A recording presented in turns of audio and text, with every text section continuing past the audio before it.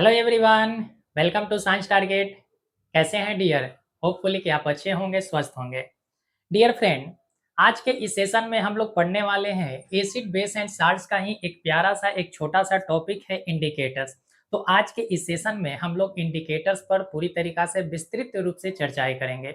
यदि आप किसी भी वनडे कॉम्पिटिटिव एग्जाम की तैयारी करते हैं तो फ्रेंड्स आपने देखा होगा कि इंडिकेटर्स टॉपिक से हर एग्जाम में प्रश्न पूछे जाते हैं। इस वजह से ये जो आपका टॉपिक है आपके लिए बहुत ही महत्वपूर्ण है। तो चलिए हम लोग समझते हैं इंडिकेटर्स के बारे में कि इंडिकेटर्स होता क्या है, और हम लोग फुल डिटेल्ड के साथ पढ़ेंगे, पूरे कंसेप्ट को समझते हुए हम लोग पढ़ेंगे। तो चलिए आप पेन पेपर लेकर बैठिएगा। जो भी आपको लगेगा कि हमारे लिए इम्पोर्टेंट है उसको आप नोट करते हुए चलिएगा। तो आइए लेक्चर को स्टार्ट करते हैं। सबसे पहला प्रश्न है कि इंडिकेटर्स होता क्या है। सबसे पहले हमारे जहन में, हमारे दिमाग में सवाल यही उत्पन्न होना चाहिए कि इंडिकेटर्स होता क्या है। इंडिकेटर्स की अगर हम बात करें तो इंडिकेटर्स एक सब्सटेंस होता है, एक पदार्थ होता है जिसकी हेल्प से हम किसी भी कंपाउंड या किसी भी सॉल्यूशन के नेचर को पता करते हैं। हमने क्या कहा कि इंडिकेटर्स एक ऐसा सब्सटेंस है, एक ऐसा कंपाउंड है या एक ऐसा पदार्थ है जिसके मदद से, जिसके हेल्प से हम किसी भी सब्सटेंस के या किसी भी कंपाउंड या किसी भी सॉल्यूशन की हम नेचर का पता लगाते हैं कि उसके नेचर कैसे हैं। तो यहाँ पर आप अच्छे ढंग से नोट करेंगे कि ये इंडिकेटर्स होता क्या है। इंडिकेटर्स होता क्या है,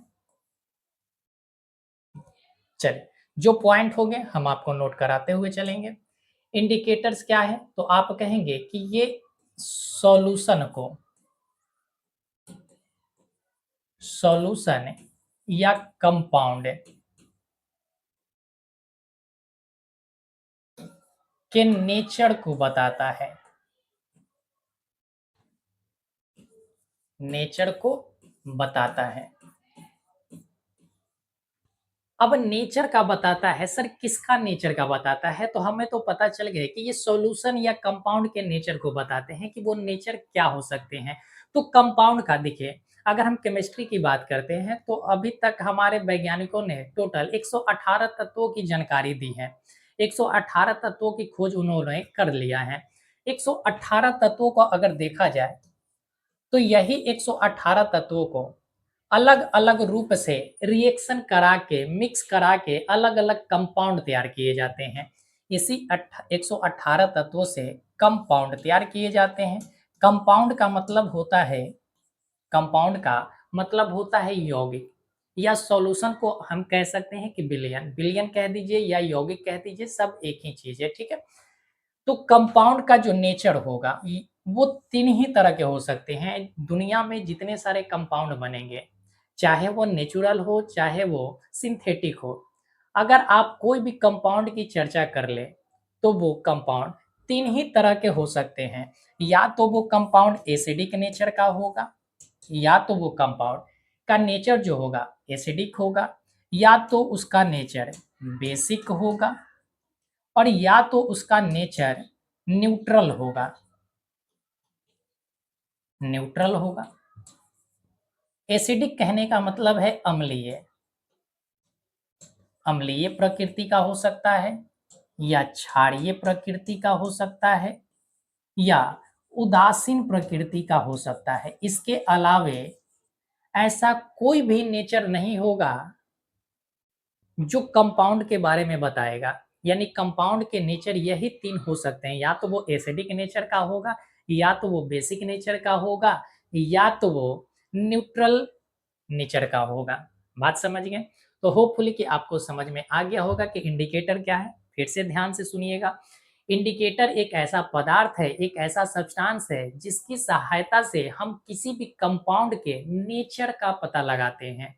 किसी भी कंपाउंड के नेचर का पता लगाते हैं कि उसका नेचर कैसा है, एसिडिक नेचर का है, बेसिक नेचर का है, या वो न्यूट्रल नेचर का है। बात समझ गए? चलिए सर, समझ गए होंगे। अब सवाल आता है कि ये इंडिकेटर्स जो हैं, ये इंडिकेटर्स जो है हमें किस तरीका से बताते हैं कि कोई किसी कंपाउंड का नेचर एसिडिक है या किसी कंपाउंड का नेचर बेसिक है या किसी कंपाउंड का नेचर उदासीन है यानी न्यूट्रल है। तो ये हमारे जो इंडिकेटर होते हैं 2 तरह के होते हैं। या तो इंडिकेटर अपना रंग बदल कर या तो वो अपनी गंध को बदलकर हमें इंडिकेट करते हैं। हमने क्या कहा कि या तो इंडिकेटर्स जो होंगे वो अपना रंग बदल के हमें शो करेंगे कि ये जो कंपाउंड है, ये जो सॉल्यूशन है एसिडिक नेचर का है या बेसिक नेचर का है। हम न्यूट्रलाइज जो होता है, न्यूट्रल जो हमारे नेचर है, इसको हम लोग लेकर नहीं चलेंगे क्योंकि न्यूट्रल जो नेचर होते हैं इसमें किसी भी प्रकार से परिवर्तन देखने को नहीं मिलेगा। न्यूट्रल जो नेचर होता है इसमें आपको नो चेंज दिखेंगे। नो चेंज कहने का मतलब है कि इसमें किसी भी प्रकार के परिवर्तन देखने को नहीं मिलेंगे। अगर कोई भी कंपाउंड, जैसे मान लीजिए कि किसी कंपाउंड का कलर अगर ब्लू है और उसमें एक ऐसा हम विलयन डालें जो न्यूट्रल है, जो उदासीन विलयन है, तो उसका कलर, उस विलयन का कलर चेंज नहीं होगा। ब्लू है तो ब्लू ही रहेगा। इस वजह से हम यहाँ पर इंडिकेटर्स में, इंडिकेटर्स की सहायता से केवल एसिडिक नेचर और केवल बेसिक नेचर का ही पता लगाएंगे। न्यूट्रल नेचर का जो होगा वो आप समझ जाइएगा कि जिसमें कोई भी परिवर्तन नहीं हुआ है तो वो हमारा न्यूट्रल नेचर का होंगे। बात समझ गए? बात समझ गए? चलिए अब आगे बढ़ते हैं। अब यहीं से अगर देखा जाए तो इंडिकेटर्स जो होता है वो 2 तरह के, इंडिकेटर्स जो होते हैं वो 2 तरह के होते हैं। कौन-कौन से इंडिकेटर्स होते हैं? एक तो होगा कि जो अपने कलर को चेंज करके हमें इंडिकेट करेगा और एक होगा कि जो अपने गंध को चेंज करके हमें बताएगा कि इस कंपाउंड का नेचर कैसा है। तो यहाँ से हम कह सकते हैं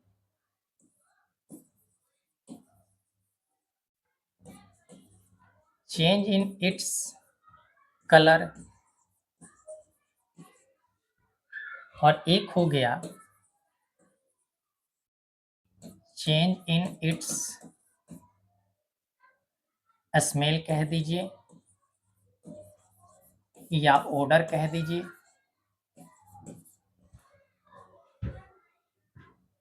जो अपने रंग को बदलकर इंडिकेट करेगा तो उसको हम कहते हैं रंग बदलने वाला इंडिकेटर, या इसी को हम कह देते हैं रंग बदलू।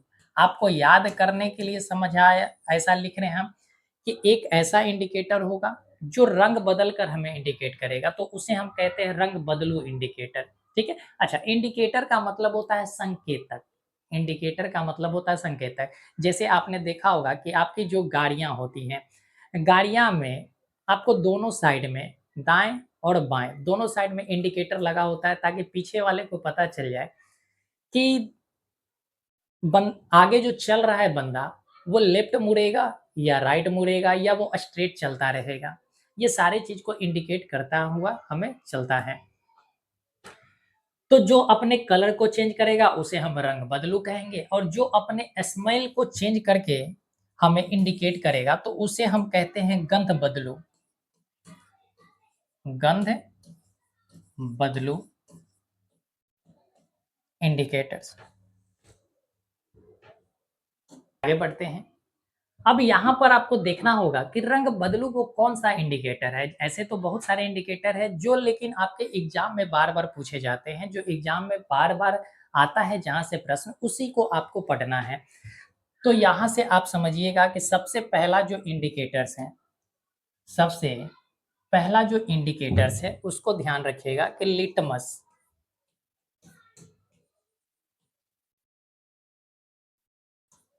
लिटमस। सेकंड है आपका टर्मरिक, जिसे हम हल्दी कहते हैं। एक है आपका रेड कैबेज, रेड कैबेज यानी लाल पत्ता गोभी। एक होता है चाइना रोज,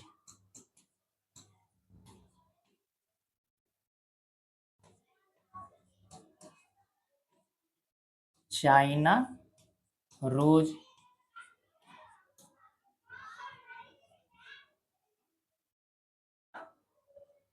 चलिए ऊपर में और लिख देते हैं। एक होता है हाइड्रेंजिया,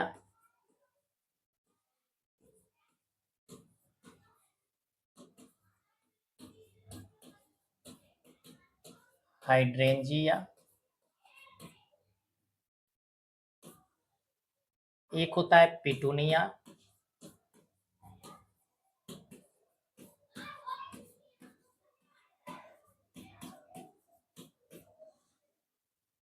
एक है आपका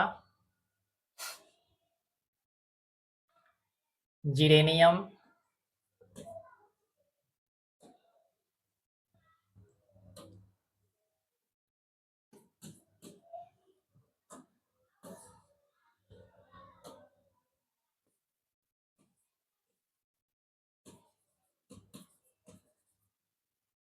इसे हम जिरेनियम कहते हैं।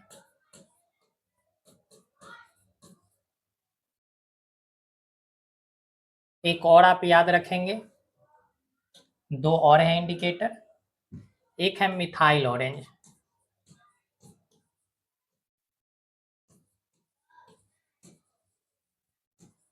एक है मिथाइल ऑरेंज, और एक है आपका फिनोप्थिलीन।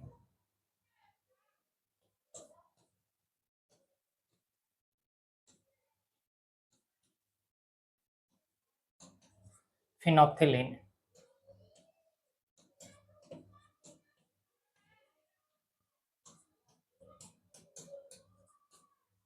तो ये सारे के सारे जो इंडिकेटर हैं, कलर चेंज करने वाले इंडिकेटर्स हैं, जिसे हम कहते हैं रंग बदलो संकेतक। ये सभी के सभी इंडिकेटर्स किसी भी कंपाउंड के नेचर को बताने के लिए अपने कलर को चेंज कर देते हैं, अपने कलर को चेंज कर देते हैं। इसी वजह से हम इन सभी को कहते हैं रंग बदलने वाले इंडिकेटर्स के नाम से जानते हैं। अब यहाँ पर जो रंग बदलने वाले इंडिकेटर्स हैं, यहाँ पर जो रंग बदलने वाले इंडिकेटर्स हैं, इन सभी इंडिकेटर्स को आप अच्छे ढंग से रट जाइएगा, अच्छे ढंग से याद कर लीजिएगा। एक बार फिर से सुन लीजिए। पहला है लिटमस, ठीक है। सेकंड है टर्मेरिक यानी हल्दी। अगला है रेड कैबेज, लाल पत्ता गोभी। चाइना रोज है, फिनोप्थिलीन है, मिथाइल ऑरेंज है, जिरेनियम है, पिटूनिया है और हाइड्रेंजिया है। ये सभी के सभी हमारे रंग बदलने वाले इंडिकेटर्स के श्रेणी में आते हैं। अगर आगे हम बात करें कि जो गंध बदलने वाले इंडिकेटर्स हैं वो कौन कौन से हैं, तो इसके इंडिकेटर्स का नाम होता है, एक है ओनियन, एक है ओनियन जिसे हम प्याज कहते हैं। एक आपका वेनिला, वेनिला। और एक है आपका क्लोव ऑयल, जिसे हम कहते हैं लौंग का तेल, लौंग तेल। ये तीनों के तीनों जो हमारे इंडिकेटर्स हैं, ये अपने गंध को बदलकर हमें इंडिकेट करते हैं कि किसी भी सॉल्यूशन का जो नेचर होगा, नेचर है वो किस प्रकार का है। सॉल्यूशन का जो नेचर है वो किस प्रकार के नेचर में है, ये तीनों इंडिकेटर्स गंध बदलकर हमें बता देते हैं। यहीं से एक और प्रश्न आपका बन जाता है, यहीं से एक और प्रश्न आपका बन जाता है कि वेनिला जो है किससे प्राप्त किए जाते हैं, वेनिला किससे प्राप्त किए जाते हैं। तो ध्यान रखिएगा कि वेनिला जो प्राप्त किया जाता है वो आर्किड के फूलों से प्राप्त किया जाता है। आर्किड के जो फूल हैं, आर्किड के जो फूल होते हैं या बीज आप कह सकते हैं, फूल या बीज इससे प्राप्त किए जाते हैं। बात समझ गए। कभी भी अगर आपसे प्रश्न पूछा जाए कि वेनिला किससे प्राप्त किया जाता है या वेनिला किस पौधे से प्राप्त किए जाते हैं, तो वो कौन सा पौधा है, आर्किड का ही पौधा है, जिसके फूल या बीज से हम क्या करते हैं, वेनिला को प्राप्त कर लेते हैं। चलिए सर, तो ये सारे के सारे आप इंडिकेटर्स का आप स्क्रीनशॉट ले सकते हैं। चलिए आगे बढ़ते हैं। अब बात आता है, सबसे पहले हम लोग पढ़ लेते हैं कलर चेंज इंडिकेटर्स के बारे में कि जो अपने रंग को बदलकर हमें इंडिकेट करता है। अगर कलर चेंज इंडिकेटर की भी हम बात करें, तो इसे भी हम 2 श्रेणी में बाँट कर पढ़ते हैं। इसे भी हम 2 श्रेणी में बाँट कर पढ़ते हैं। एक है हमारा ऑर्गेनिक और एक है ऑर्गेनिक इंडिकेटर्स, या इसी को हम कहते हैं नेचुरल नेचुरल इंडिकेटर्स कह दीजिए, अर्थात कार्बनिक, या तो आप इसे प्राकृतिक कह दीजिए। यानी कि जो हमारे कलर चेंज वाले इंडिकेटर हैं, उनको सबसे पहले हमने बाँटा कि या तो वो ऑर्गेनिक होंगे या तो नेचुरल होंगे। ऑर्गेनिक और नेचुरल कहने का मतलब क्या है कि जो हमें प्रकृति से डायरेक्ट मिल जाते हैं, उसको बनाना नहीं पड़ता है। प्राकृतिक से हमें डायरेक्ट मिल जाते हैं, यानी नेचर में ये डायरेक्ट हमें मिल जाते हैं, इस वजह से इसका नाम क्या पड़ा है? ऑर्गेनिक पड़ा है, या तो इसे हम कहते हैं नेचुरल। अच्छा, ऑर्गेनिक का मतलब हुआ कि जो हमें प्लांट से मिल जाएँगे या तो एनिमल से मिल जाएँगे। यहाँ पर आप नोट कर लीजिए, ऑर्गेनिक हम किसे कहते हैं? जो प्लांट से मिल जाए या तो एनिमल से हमें मिल जाए। जो प्लांट और एनिमल से हमें मिल जाता है, उसे हम कहते हैं कि ऑर्गेनिक है। और जो हमें खनिज से मिलेगा, जैसे इसे हम इनऑर्गेनिक कह सकते हैं।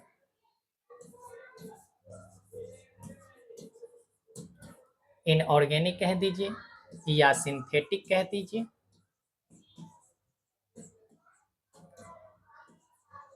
सिंथेटिक कह दीजिए या इसी को मैन मेड भी कह दीजिए। यानी कि एक ऐसा इंडिकेटर्स होगा जो मनुष्यों के द्वारा बनाए गए हैं, लैब में उसको तैयार किया गया है, तो हम वैसे इंडिकेटर्स को कहते हैं इनऑर्गेनिक। ही आप कह सकते हैं कि जो खनिज से बनाया गया है या तो उसको लैब में तैयार किया गया है। तो ऐसे इंडिकेटर्स को हम कहते हैं इनऑर्गेनिक या सिंथेटिक कहते हैं या मैन मेड कहते हैं। बात समझ गए सर? चलिए सर, अब आते हैं, अभी जस्ट पीछे आपने पढ़ा कि कलर चेंज करने वाले ये सभी के सभी इंडिकेटर्स हमें पढ़ना है। तो इसी इंडिकेटर्स को हमने 2 भागों में बाँट दिया। इसी इंडिकेटर्स को हमने 2 भागों में वर्गीकृत किया है। एक इंडिकेटर्स हमारा क्या कहलाया? तो नेचुरल इंडिकेटर्स कहलाया, और एक हमारा कहलाया सिंथेटिक इंडिकेटर्स। तो नेचुरल इंडिकेटर्स में कौन-कौन से इंडिकेटर्स आते हैं, इन सभी को देख लेते हैं। सबसे पहला जो इंडिकेटर्स होगा सबसे पहला जो इंडिकेटर्स होगा, ध्यान रखिएगा कि वो लिटमस है। लिटमस है। अब थोड़ा-सा हम इसे हिंदी में लिख दे रहे हैं। जो हिंदी मीडियम वाले होंगे उनको भी समझ में आएगा। पहला तो लिटमस हो गया, सेकंड नंबर हल्दी हो गया, जिसे हम टर्मरिक कह देते हैं। थर्ड नंबर हो गया लाल पत्ता गोभी, लाल पत्ता गोभी। और अगर हम बात करें तो आपका हो गया जिसे हम कहते हैं चाइना रोज। China rose. एक हो गया हमारा हाइड्रेंजिया। हाइड्रेंजिया। एक हो गया पिटूनिया। पिटूनिया। और एक हो गया जीरेनियम।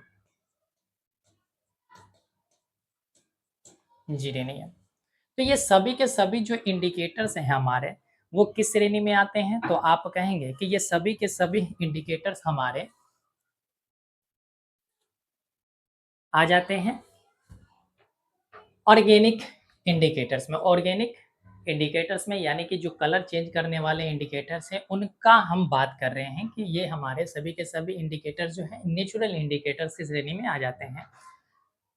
तो इनऑर्गेनिक या सिंथेटिक इंडिकेटर्स कौन होंगे? तो यहाँ पर 2 इंडिकेटर्स ही आएँगे, आपको ध्यान रखना है। एक है आपका मिथाइल ऑरेंज।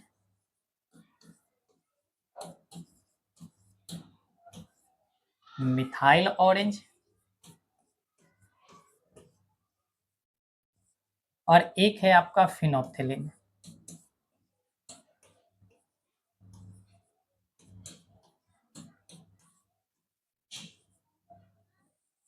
फिनोल्फ्थेलिन,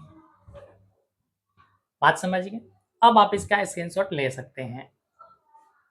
कलर जो चेंज करने वाले इंडिकेटर्स है उसे भी हमने दो भागों में बांटा। एक को हमने कहा नेचुरल इंडिकेटर्स, एक को हमने कहा सिंथेटिक इंडिकेटर्स। नेचुरल इंडिकेटर्स में हमने क्या क्या देखा कि लिटमस होता है, हल्दी होता है, लाल पत्ता गोभी होता है, चाइना रोज होता है, हाइड्रेंजिया होते हैं, पिटूनिया होता है और जेरेनियम होता है, जीरेनियम होते हैं। ठीक है। और अगर हम बात करते हैं सिंथेटिक इंडिकेटर के, तो सिंथेटिक इंडिकेटर में हमें दो इंडिकेटर्स के बारे में ध्यान रखना है। एक है मिथाइल ऑरेंज और एक है आपका फिनोल्फ्थेलिन। तो आइए अब हम धीरे से एक एक करके पढ़ना स्टार्ट करते हैं कि लिटमस क्या है। देखिए, लिटमस जो होता है वो एक सॉल्यूशन के फॉर्म में होते हैं। लिटमस जो होता है वो एक सॉल्यूशन के फॉर्म में होता है, जिसे हम कहते हैं लिटमस सॉल्यूशन। लिटमस जो पेपर होता है वो बनाए जाते हैं, लेकिन जो लिटमस होता है वो एक सॉल्यूशन के फॉर्म में हमें मिलते हैं।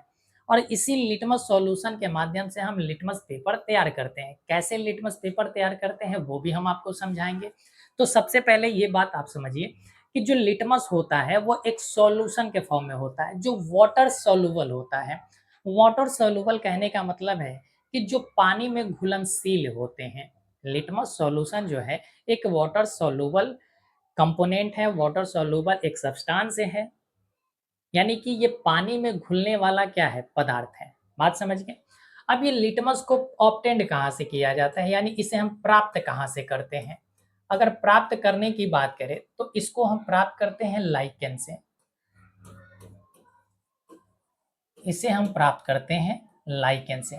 अब यहाँ से प्रश्न पूछे जाते हैं लाइकेन के बारे में कि लाइकेन किस समूह का या किस वर्ग का प्लांट है। लाइकेन जो है एक प्रकार का पौधा है, और ये पौधा जो है किस समूह का है, तो ध्यान रखिएगा कि ये थैलोफाइटा समूह का एक प्लांट है। थैलोफाइटा वर्ग का एक क्या है, पौधा है।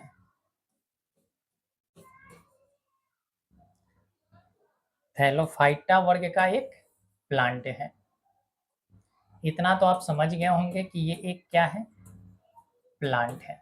चलिए सर, थैलोफाइटा वर्ग का ये लाइकेन जो है एक प्लांट है, और इसी लाइकेन से हम लोग प्राप्त करते हैं लिटमस पेपर को, लिटमस सॉल्यूशन को।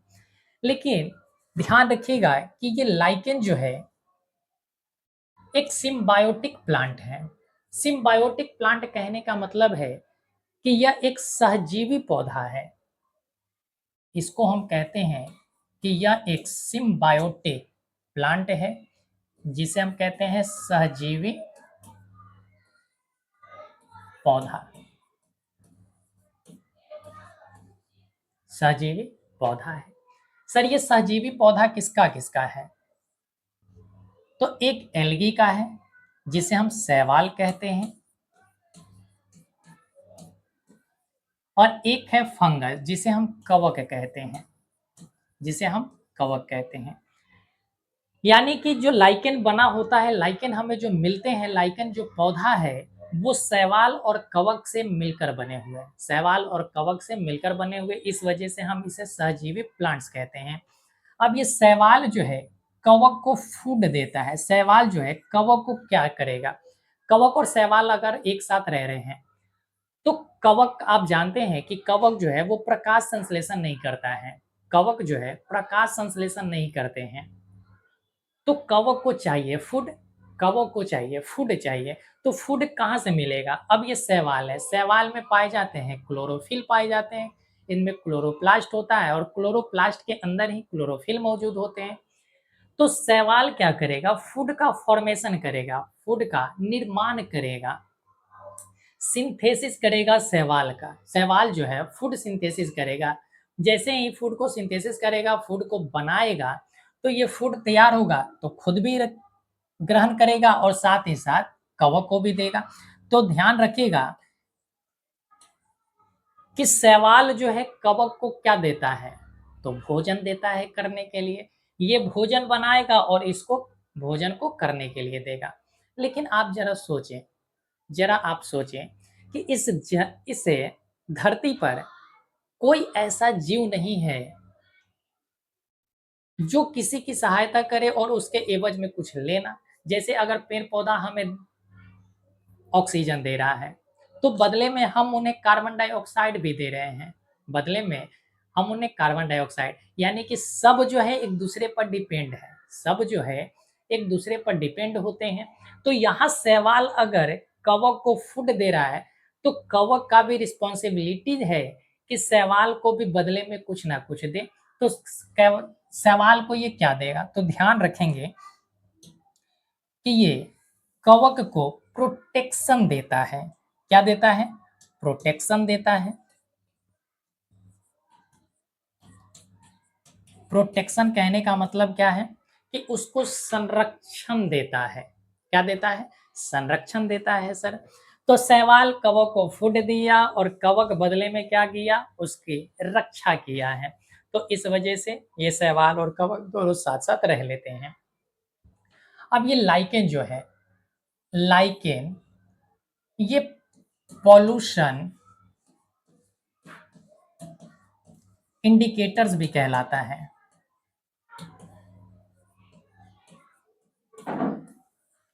ध्यान रखेंगे कि जो लाइकेन होता है वो हमारा एक पॉल्यूशन इंडिकेटर्स भी होता है। अगर आप अपने देखो, लाइकेन है क्या? आपने देखा है लाइकेन, जैसे किसी प्लांट के ऊपर आप ग्रीन ग्रीन देखना कि कुछ प्लांट जैसे जमे होते हैं, या कहीं पर अगर नालियाँ बह रही है, कहीं पर पानी लगे हुए रहते हैं, तो आप देखना कि ग्रीन ग्रीन उस पे एक लेयर बन जाता है। वो है क्या? वो असल में लाइकेन ही तो है। वो असल में क्या है? लाइकेन ही है। तो लाइकेन वहीं पर रहते हैं जहाँ पर पॉल्यूशन कम होता है। जहाँ पर पॉल्यूशन कम होगा लाइकेन रहेगा, और अगर पॉल्यूशन ज़्यादा हुआ तो लाइकेन वहाँ पर नहीं होंगे। इस वजह से हम कहते हैं कि लाइकेन एक तरह का पॉल्यूशन इंडिकेटर्स भी है। लाइकेन जो है एक तरह का पॉल्यूशन इंडिकेटर्स भी है। बात समझ गए सर? तो यहाँ से अब आप समझ गए होंगे लिटमस सॉल्यूशन के बारे में, कि लिटमस सॉल्यूशन जो होता है वो लाइकेन पौधा से प्राप्त किया जाता है, और लाइकेन पौधा जो है वो एक थैलोफाइटा समूह का प्लांट है। और लाइकेन सहजीवी पौधा है। सहजीवी पौधा इसे क्यों कह रहे हैं? क्योंकि ये लाइकेन जो है शैवाल और कवक से मिलकर बना हुआ है। शैवाल कवक को फूड देता है, तो बदले में कवक शैवाल को प्रोटेक्शन देता है।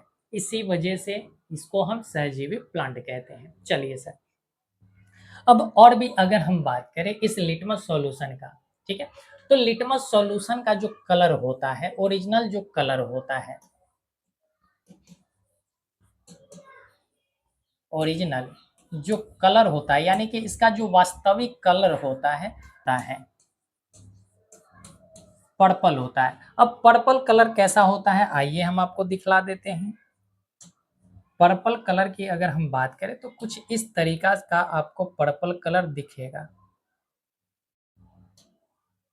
कुछ इस तरीका के आपको पर्पल कलर दिखेंगे। यहाँ पर जैसे कि आप देख पा रहे होंगे। बात समझ गए? आप देखना चाहते होंगे तो आप अपने गूगल पर जाकर पर्पल कलर सर्च मारिएगा, आपको पर्पल कलर दिख जाएगा। सर चलिए ठीक है। तो लिटमस सॉल्यूशन के बारे में जितनी जानकारी आपको चाहिए थी उतनी जानकारी हमने आपको दिया। अब आगे बढ़ते हैं कि ये लिटमस सॉल्यूशन जो है कैसे हमें इंडिकेट करता है। लिटमस सॉल्यूशन कैसे हमें इंडिकेट करता है।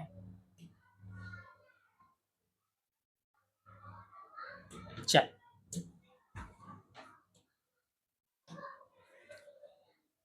देखिए, ये है लिटमस सॉल्यूशन।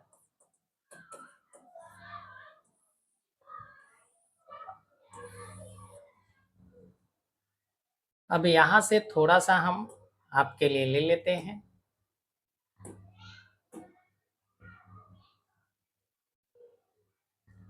बीकर ले लेते हैं।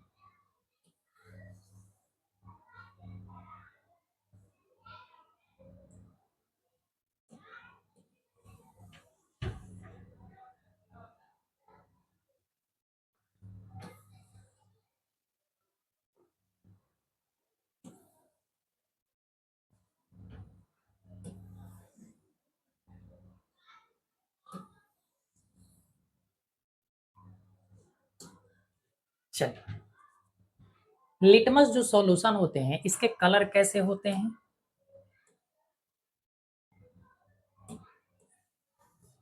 तो इसका कलर होता है पर्पल। इसका कलर कैसा होता है? तो आपने अभी देखा कि इसका कलर जो होता है पर्पल होता है।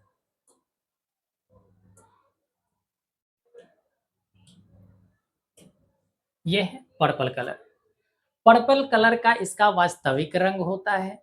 जब हम जब हम इसमें एसिड डालते हैं, मान लीजिए कि ये दोनों कैसा है, ये दोनों के दोनों जो सॉल्यूशन हमने, ये जो लिटमस सॉल्यूशन है, लिटमस सॉल्यूशन का कलर कैसा है? तो आप कहेंगे सर पर्पल कलर का है। इस पर्पल कलर में जब हम एसिड डालते हैं, जब हमने इसमें एसिड डाला, एसिड कहने का मतलब है कि अम्ल हमने डाला है। अम्ल की जब हम इसमें बूंदे डालते हैं, तो अम्ल की बूंद डालने पर इसका कलर चेंज हो जाता है।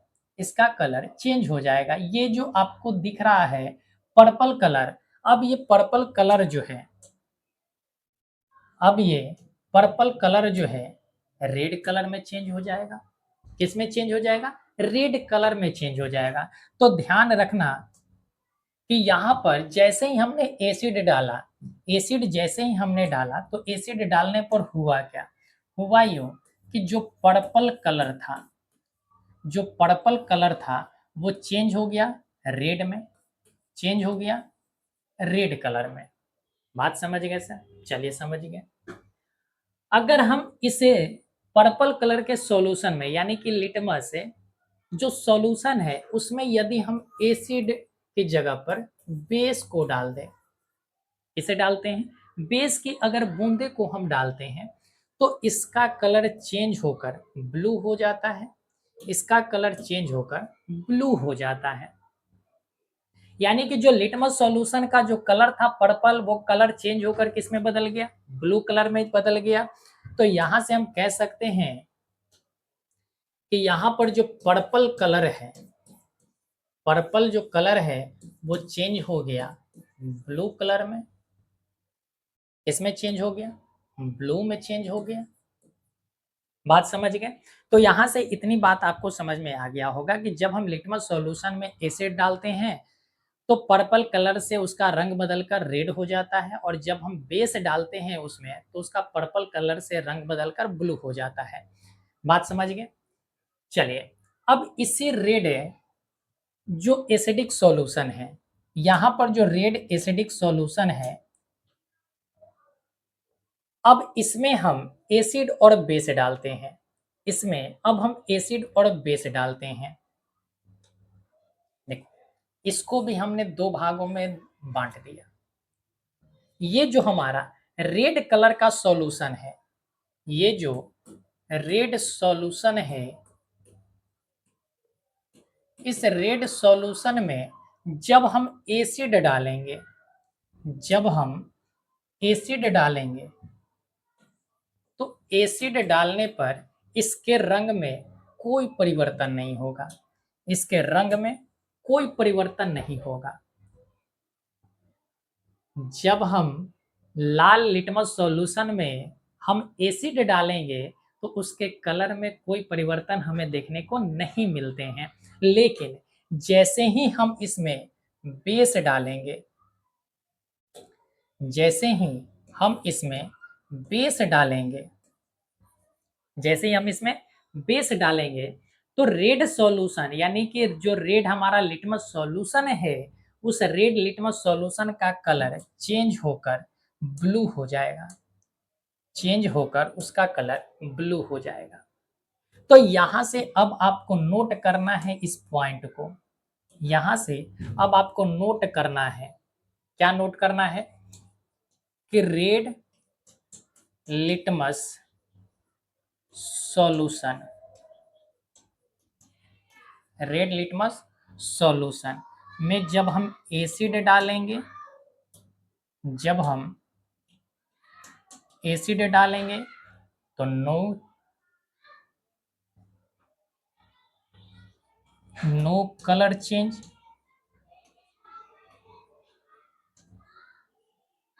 बात समझ गए? यानी कि रेड लिटमस सॉल्यूशन में जब हम एसिड डालते हैं तो उसके रंग में कोई परिवर्तन हमें देखने को नहीं मिलता है। लेकिन जैसे ही हम जैसे ही हम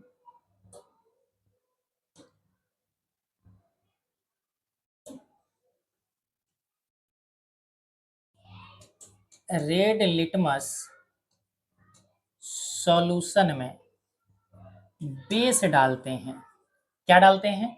बेस डालते हैं।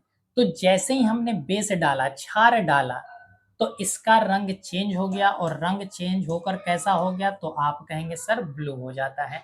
यानी कि लाल जो लिटमस सॉल्यूशन है उसमें बेस डालने पर, उसमें क्षार मिलाने पर उसका रंग बदलकर ब्लू हो जाता है, यानी नीला हो जाता है। होपफुली कि आप समझ गए होंगे। चलिए सर आगे बढ़ते हैं। अब आते हैं इधर साइड में। ये बेस जो है, जैसे ही हमने लिटमस सॉल्यूशन में बेस डाला तो ये पर्पल कलर चेंज हो गया ब्लू कलर में। अब इस ब्लू लिटमस सॉल्यूशन की हम बात कर रहे हैं, इस ब्लू लिटमस सॉल्यूशन की हम बात कर रहे हैं। ये क्या है? तो आप कहेंगे ब्लू लिटमस सॉल्यूशन है, ये ब्लू लिटमस सॉल्यूशन है। अब इस ब्लू लिटमस सॉल्यूशन में हमने जब एसिड मिलाया, जब हम एसिड मिलाते हैं, क्या मिलाते हैं? एसिड मिलाते हैं, तो ये ब्लू लिटमस सॉल्यूशन का रंग बदलकर रेड हो जाता है, बदलकर इसका रंग रेड हो जाता है। क्या हो जाते हैं? रेड हो जाते हैं। किस तरीका से हो रहे हैं आप समझ रहे हैं कि जैसे ही हमने ब्लू लिटमस सॉल्यूशन में एसिड हमने डाला तो एसिड डालने पर इसका रंग ब्लू से इसका रंग ब्लू से रेड हो गया। और जब हम बेस मिलाते हैं, जब हम इसमें बेस मिलाते हैं तो बेस मिलाने पर इसके रंग में किसी भी प्रकार का परिवर्तन नहीं होता है, किसी भी प्रकार का परिवर्तन नहीं होता है। तो यहां से हम पॉइंट नोट कर सकते हैं, यहां से हम पॉइंट नोट कर सकते हैं कि जब ब्लू लिटमस सॉल्यूशन में जब हमने एसिड मिलाया, क्या मिलाया? एसिड मिलाया, तो एसिड मिलाने पर हुआ क्या? तो आप कहेंगे इसका कलर चेंज होकर रेड हो गया, रेड कलर हो गया। ब्लू से कैसा हो गया? रेड हो गया। लेकिन जैसे ही हमने इस ब्लू लिटमस सॉल्यूशन में जब हमने ब्लू लिटमस सॉल्यूशन में बेस डाला,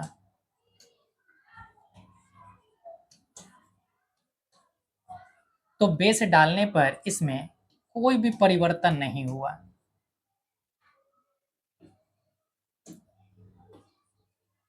यानी कि ब्लू का ब्लू ही रह गया, ब्लू का ब्लू ही रह गया।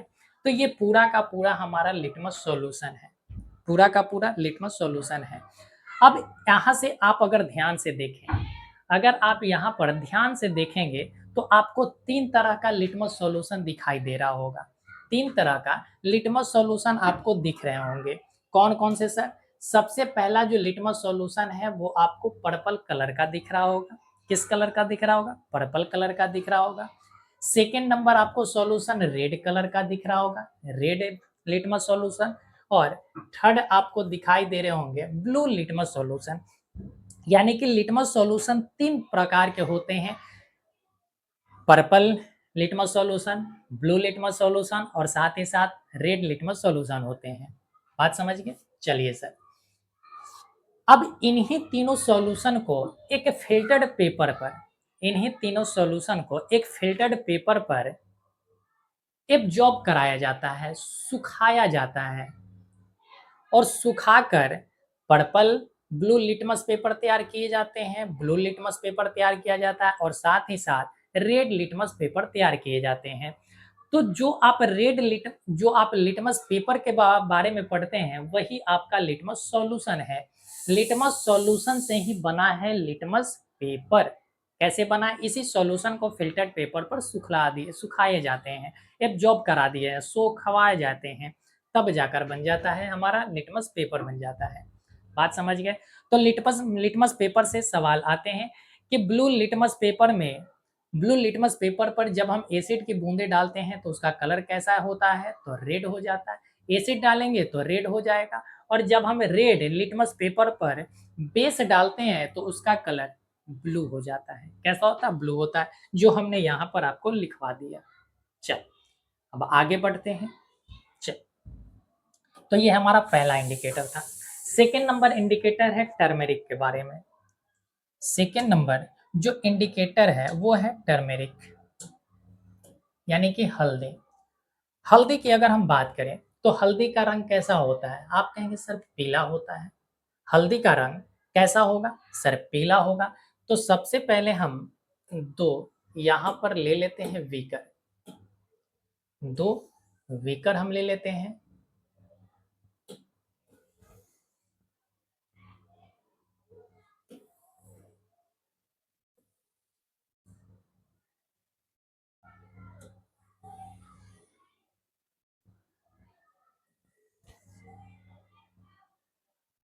चल, हल्दी का अगर आप कलर देखें, हल्दी का अगर कलर देखेंगे तो हल्दी का कलर कैसा होता है? तो आप कहेंगे सर येलो होता है। हल्दी का कलर कैसा होता है? येलो होता है। अब इसमें किसी को भी हमें समझाने की आवश्यकता नहीं होगा। ऐसा कोई भी फ्रेंड नहीं होंगे जो आज तक हल्दी देखे नहीं होंगे। सबने देखा होगा और हल्दी का कलर कैसा होता है? येलो होता है। जब हम हल्दी में जब हम हल्दी में एसिड मिक्स करते हैं, जब हम हल्दी में एसिड मिक्स करते हैं, तो एसिड मिक्स करने पर इसमें किसी भी प्रकार का कलर चेंज नहीं होता है। इसमें किसी भी प्रकार से कलर चेंज नहीं होते हैं। यानी कि जैसे ही हमने एसिड डाला, तो यहाँ पर नो कलर चेंज। क्या हो गए? तो आप कहेंगे नो कलर चेंज है।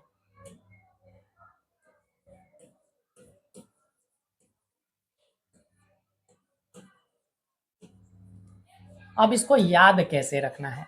अब इसे याद कैसे रखना है? देखिए, आप दाल खाते हो या सब्जी खाते हो, आप देखना या आप प्रैक्टिकल करके देख लेना कि दाल में जब आप नींबू निचोड़ेंगे, नींबू में क्या होता है? एसिटिक एसिड होता है। नींबू में एसिटिक एसिड होता है, सिट्रिक, जितने सारे हमारे खट्टे फल हैं, जितने सारे हमारे खट्टे फल हैं, उन सभी में एसिड पाए जाते हैं। आप जब नींबू निचोड़ेंगे, नींबू में क्या होता है? सिट्रिक अम्ल होता है, एसिडिक नहीं, माफ़ कीजिएगा, सिट्रिक अम्ल होता है। जब उस सिट्रिक अम्ल को आप इस एसिड में जब आप एसिड को नींबू में या माफ़ कीजिएगा,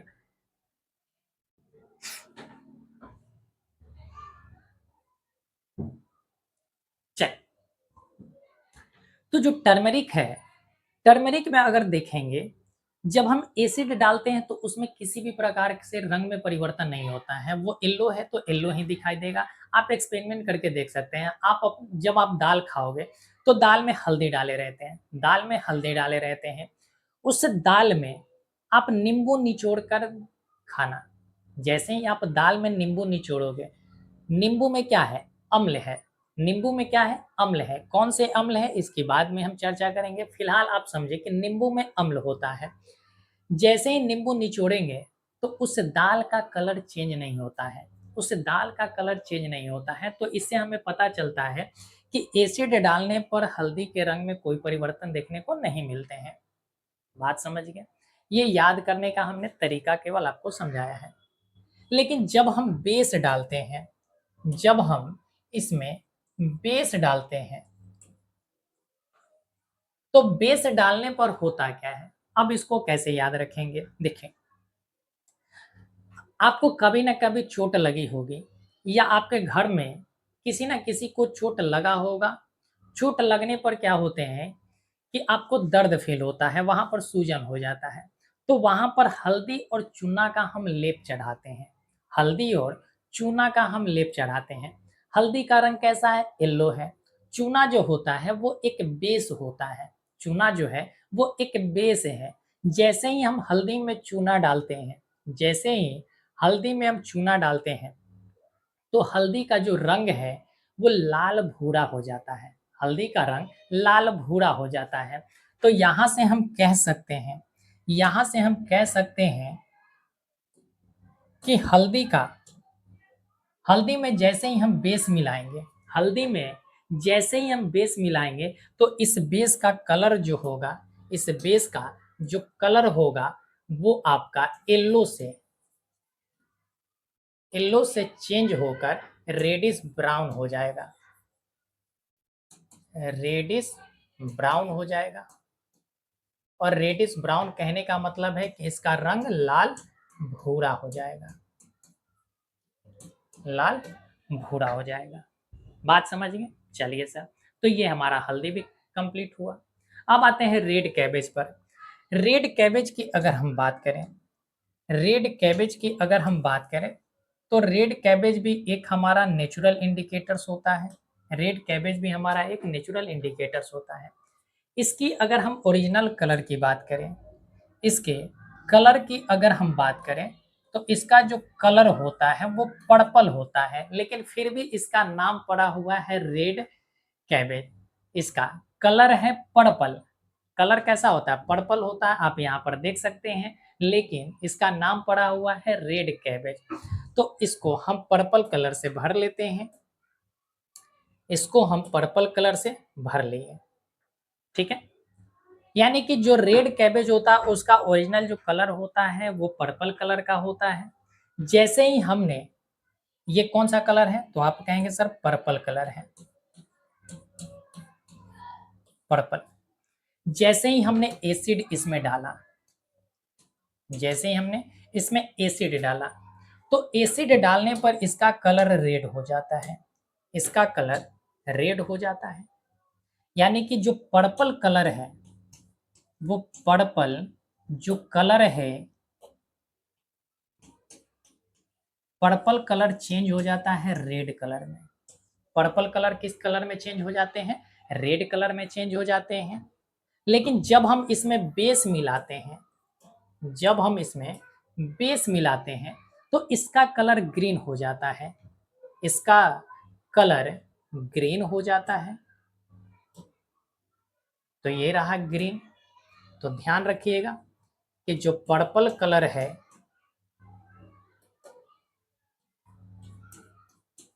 वो पर्पल कलर किस में चेंज हो गया? ग्रीन में चेंज हो गया। क्या इतनी बातें आपको समझ में आ गए? क्या इतनी बातें आपको समझ में आ गए?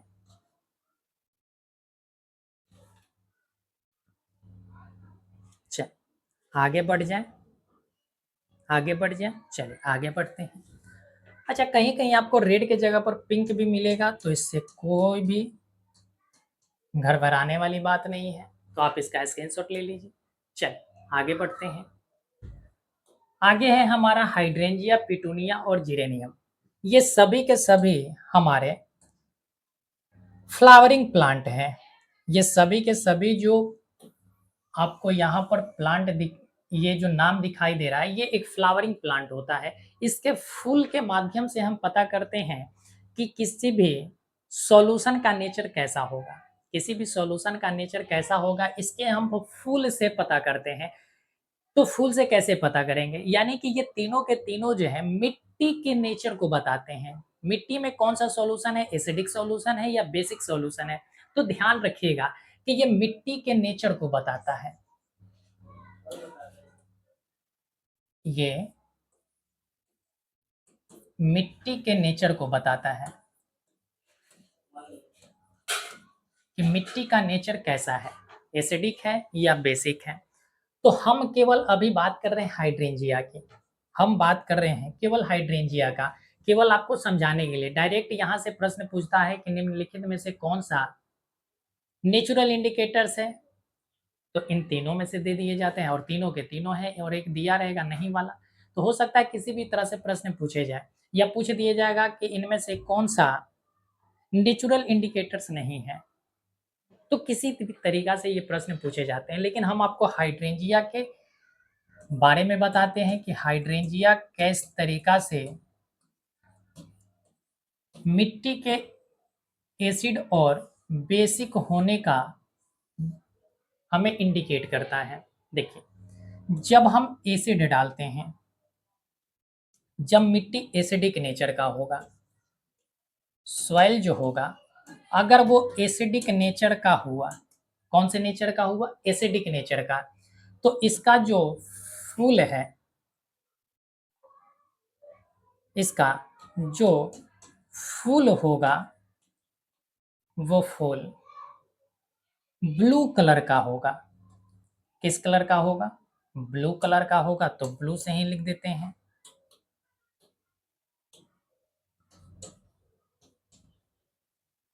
ब्लू कलर का होगा, ठीक है। यानी कि हाइड्रेंजिया का जो फूल होता है वो अगर मिट्टी में एसिड की मात्रा है तो उसका फूल ब्लू कलर का होगा। लेकिन जब उसका लेकिन जब मिट्टी में बेस होगा, जब मिट्टी में बेस होगा, यानी कि जो मिट्टी का नेचर होगा अगर बेसिक नेचर का हुआ, किस नेचर का हुआ? बेसिक नेचर का हुआ, तब इसका फ्लावर जो होगा, तब इसका जो फ्लावर होंगे वो पिंक कलर का होगा। किस कलर का होगा? पिंक कलर का होगा। जैसा कि आप यहाँ पर देख पा रहे हैं, यहाँ पर देख पा रहे हैं, ये हाइड्रेंजिया फ्लावर है। क्या है? हाइड्रेंजिया का फूल है। ये जो आपको ब्लू दिख रहा है ये किस नेचर में? एसिडिक नेचर में। और जो आपको पिंक दिख रहा है वो किस नेचर में? बेसिक नेचर में दिखाता है। ये आपका पिटूनिया का फूल है। ये जो नीचे वाले दिख रहे हैं ये आपका पिटूनिया का फूल है। तो केवल हाइड्रेंजिया आपको हमने समझाया, और इसी तरीका से ये सभी के तीनों के तीनों जो फूल हैं वो हमें बताते हैं कि किस प्रकार से इसके माध्यम से हम मिट्टी के नेचर को पता कर लेते हैं। चल आगे बढ़ते हैं। आगे है चाइना रोज। आगे है चाइना रोज। ये चाइना रोज भी एक तरह का नेचुरल इंडिकेटर्स होता है, और इस चाइना रोज के माध्यम से भी हम किसी भी सॉल्यूशन के नेचर को पता कर लेते हैं। तो देखिए, चाइना रोज जो होता है, चाइना रोज जो होता है, इसका नाम एक हिबिस्कस है। चाइना रोज को हम हिबिस्कस के नाम से भी जानते हैं। अब इस चाइना रोज में जब हम एसिड डालेंगे, देखो, जब हम एसिड और बेस डालते हैं, जब हम एसिड और बेस डालते हैं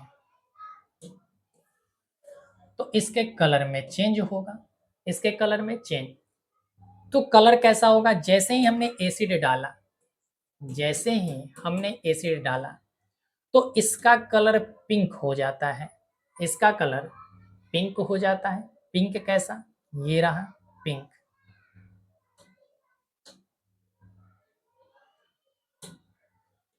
पिंक कलर का हो जाता है, ठीक है।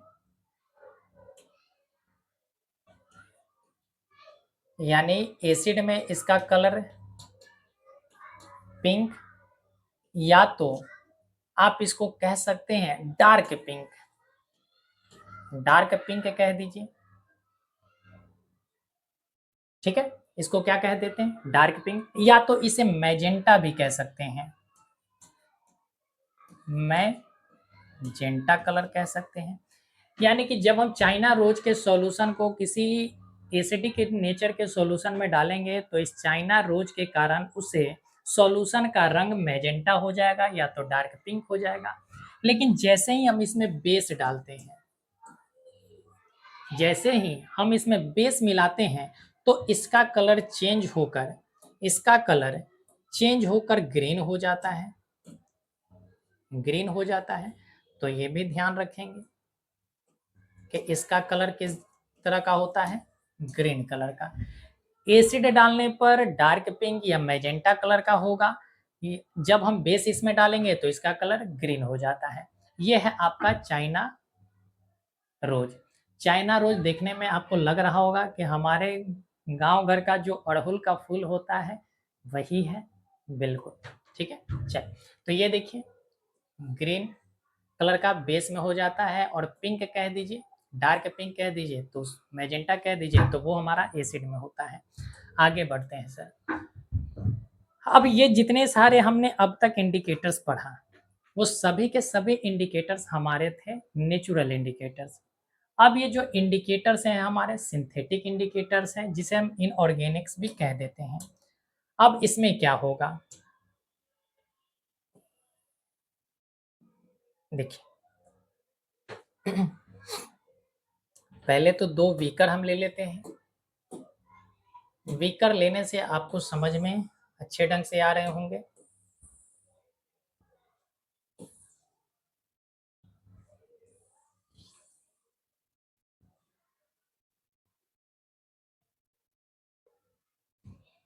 चलिए देखिए, मिथाइल ऑरेंज का जो कलर होता है, देखो मिथाइल में ही ऑरेंज लगा हुआ है, मिथाइल में ही ऑरेंज लगा हुआ है, तो ऑरेंज का जो कलर होता है उसी के जैसा मिथाइल ऑरेंज का कलर होता है। तो ध्यान रखिएगा कि मिथाइल ऑरेंज का जो वास्तविक कलर है वो कैसा होता है, ऑरेंज कलर का होता है। जब हम इसमें एसिड मिलाते हैं, जब हम इसमें एसिड मिलाते हैं, तो ये जो ऑरेंज कलर है, ये जो ऑरेंज कलर है, इस ऑरेंज कलर चेंज होकर रेड हो जाता है। यानी कि यानी कि जैसे ही हमने एसिड मिलाया, तो यहाँ पर जो ऑरेंज कलर था, जो ऑरेंज कलर था, वो ऑरेंज कलर किस में बदल गया, रेड में बदल गया सर। तो मिथाइल ऑरेंज के सॉल्यूशन में जब हम एसिड डालते हैं तो उसका कलर कैसा हो जाता है, तो आप कहेंगे कि रेड हो जाता है। ऑरेंज से किस तरह का हो जाएगा, रेड हो जाएगा। लेकिन जब हम मिथाइल ऑरेंज के में जब हम मिथाइल ऑरेंज में बेस मिलाते हैं, बेस मिलाते हैं, तो इसका कलर चेंज होकर येलो हो जाता है, इसका कलर चेंज होकर येलो हो जाता है। तो ये रहा येलो कलर का। तो ध्यान रखिएगा कि यहाँ पर जो है ऑरेंज कलर बदल गया येलो कलर में, येलो कलर में बदल गया। बात समझ गए, बात समझ गए कि मिथाइल ऑरेंज के सॉल्यूशन में जब हम मिथाइल ऑरेंज में जब हम एसिडिक सॉल्यूशन डालते हैं तो ऑरेंज कलर से उसका चेंज जो कलर होता है रेड बन जाता है। लेकिन जब हम बेस मिलाते हैं तो ऑरेंज से इसका कलर चेंज होकर येलो हो जाता है। आगे बढ़ जाए, आगे बढ़ जाए। चल, अब आते हैं फिनोप्थिलीन पर। अब आते हैं फिनोप्थिलीन पर। देखो, फिनोप्थिलीन का जो कलर होता है वो कलरलेस होता है। ये जो है एक कलरलेस सब्सटेंस होता है। कलरलेस कहने का मतलब है कि रंगहीन होता है, रंगहीन होता है।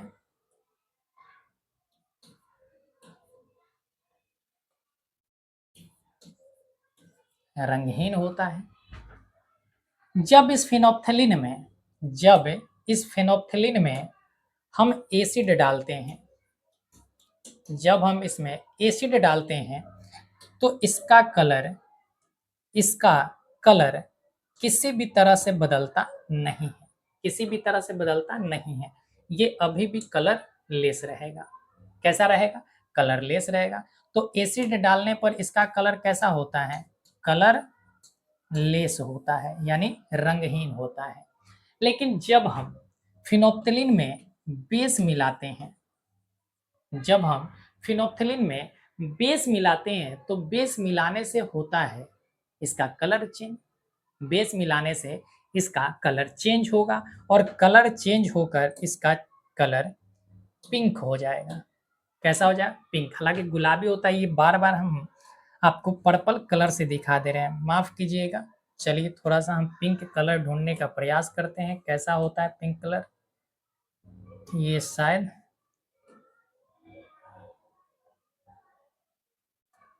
हो सकता है ऐसा, लेकिन आप बस ध्यान रखिएगा,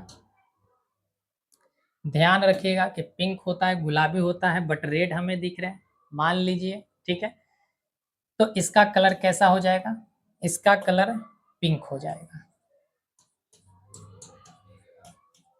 पिंक कलर का हो जाएगा। तो ये सारे के सारे हमारे नेचुरल इंडिकेटर्स थे और ये सभी नेचुरल इंडिकेटर्स के बारे में हम लोगों ने बेहतर ढंग से कंप्लीट कर लिया। होपफुली कि आपको अच्छे ढंग से ये कंसेप्ट आपको समझ में आ गए होंगे। किस किस तरह से कलर चेंज होते हैं, ये सभी सभी के सभी हमने कलर चेंज करके आपको बताया है। तो आपके दिमाग में अच्छे ढंग से याद भी हो गए होंगे। चलिए सर, अब आते हैं हमारे ऑल्फैक्टरी यानी कि ओडर इंडिकेटर्स, या जो स्मेल अपने बदल कर बताते हैं। ठीक है, एक ऐसा इंडिकेटर्स होता है जो जो अपने स्मेल को चेंज कर देता है, अपने स्मेल को चेंज कर देता है और स्मेल चेंज करके ही बताता है कि ये जो सॉल्यूशन है वो एसिडिक है या बेसिक नेचर का है। तो आइए सर अब पढ़ लेते हैं एक एक करके। चल, सबसे पहला जो था हमारा ओनियन था, ओनियन यानी प्याज था। सेकेंड नंबर जो है, सेकेंड नंबर आप ध्यान रखिएगा वेनिला होता है, वेनिला हो गया। थर्ड नंबर जो है हमारा, थर्ड नंबर है क्लोव ऑयल, क्लोव ऑयल। जब हम इसमें एसिड मिलाते हैं, अब आते हैं एसिड और बेस, एसिड और एक तरफ लगा लीजिए बेस, यानी कि एक तरफ जब हम एसिड डालेंगे और दूसरे तरफ हम बेस डालेंगे। देखिए होता ये है कि इन तीनों में इसको याद करना सबसे आसान है, इसको याद करना बिल्कुल आसान है। कैसे, देखो सबसे पहले तो एसिड वाला में ध्यान रखिएगा कि जैसे ही हम एसिड डालेंगे तो इसके गंध में कोई परिवर्तन ही नहीं होगा, इसके गंध में कोई परिवर्तन नहीं होगा। ठीक है, यानी रिटेन स्मेल रहेंगे।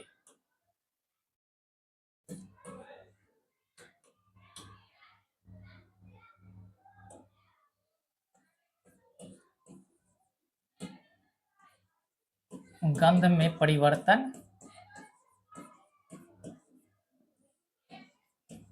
नहीं होगा। ठीक है, ये सभी के लिए बात कर रहे हैं, ये हम सभी के लिए बात कर रहे हैं कि जब हम वेनिला में या क्लोव ऑयल में या ओनियन में, इन सभी के जो रस होते हैं उस रस में अगर हम एसिड मिलाएंगे तो उसके गंध में कोई परिवर्तन ही नहीं होगा। प्याज है तो प्याज की तरह गंध देगा, लौंग है तो लौंग की तरह गंध देगा, और वेनिला है तो वेनिला की तरह गंध देगा। लेकिन जैसे ही हम बेस मिलाएंगे, जैसे ही हम बेस मिलाएंगे तो इसका स्मेल होगा जो समाप्त हो जाएगा, स्मेल समाप्त हो जाएंगे,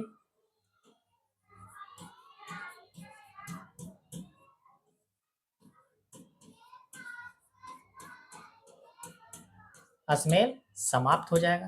तीनों की हम बात कर रहे हैं, तीनों की हम बात करें तो बस इतनी सी ध्यान रखना है बात आपको। ऑल्फैक्टरी जो इंडिकेटर्स होता है, देखिए ऑल्फैक्टरी का मतलब होता है, ऑल्फैक्टरी जो होता है हमारे घ्राण से संबंधित होते हैं, यानी सुगंध से संबंधित होते हैं, जिससे हम गंध, ऑल्फैक्टरी हमारा रीजन होता है नोज में। ठीक है, तो जब हम एसिड डालते हैं तो उसके गंध में कोई परिवर्तन हमें देखने को नहीं मिलेगा, लेकिन जब हम उसमें बेस मिलाते हैं तो उसका जो गंध होता है वो सभी के सभी गंध समाप्त हो जाते हैं। तो इस तरीका से हम किसी भी सॉल्यूशन के एसिडिक और बेसिक नेचर होने का पता कर लेते हैं। बात समझ गए? तो ये हमारा पूरा का पूरा एसिड और बेस की जो जानकारी थी कि किस तरीका से हम पता लगा सकते हैं, तो इंडिकेटर्स के माध्यम से पता लगाते हैं किसी भी सॉल्यूशन के नेचर को। तो आज हमारा इंडिकेटर्स पूरी तरीका से कंप्लीट हो गया। होपफुली कि आप बेहतर ढंग से समझ गए होंगे, आपका कंसेप्ट क्लियर हो गया होगा। आपको कैसा लगा वीडियो आप कमेंट बॉक्स में अवश्य बताइएगा। चलिए फिर मिलेंगे हम लोग नेक्स्ट वीडियो में, तब तक आप अपना ख्याल रखें और इस टॉपिक का आप अच्छे ढंग से रिवीजन कर लें, क्योंकि ये आपके एग्जाम के लिए बहुत ही इंपॉर्टेंट है। चलिए फिर मिलेंगे।